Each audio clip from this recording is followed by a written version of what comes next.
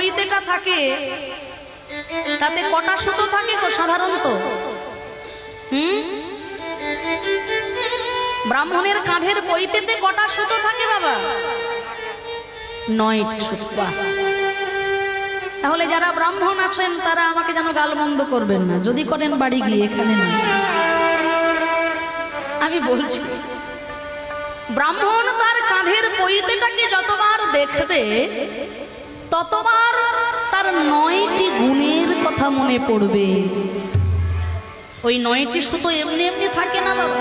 শ্রীমদ্ ভাগবত বলছে, সম দম তপ শৌচ ক্ষান্তি আর্জবমেব চ জ্ঞানম বিজ্ঞানম আস্তিক্যম ব্রহ্মধর্ম স্বভাব।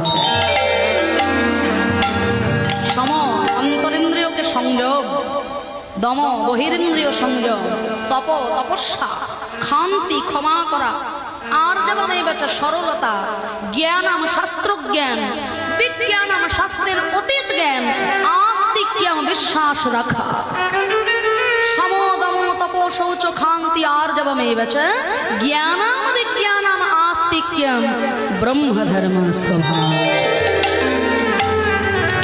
আমার মুখের কথা নয়, শ্রীমদ্ ভাগবত শিক্ষা দিচ্ছে।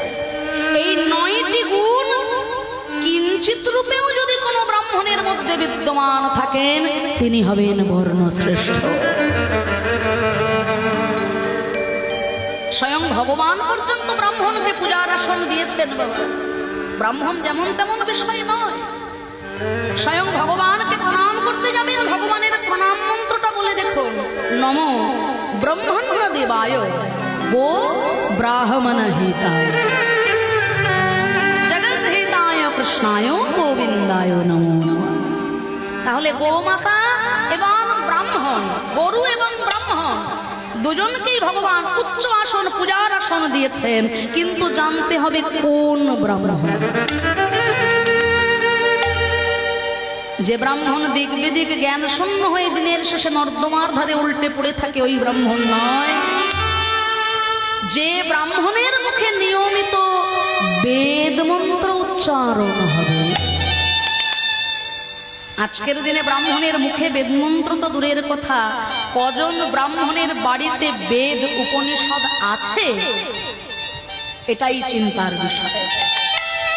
তাই আজকের দিনে দাঁড়িয়ে বেদ মন্ত্র উচ্চারণ না হলেও যদি কোনো ব্রাহ্মণ দিনের শেষে গায়ত্রী মন্ত্রটাও একটু ভক্তি ভরে জপ করে, ভক্তবৎসল ভগবান সেই ভক্তের, সেই ব্রাহ্মণের প্রিয়।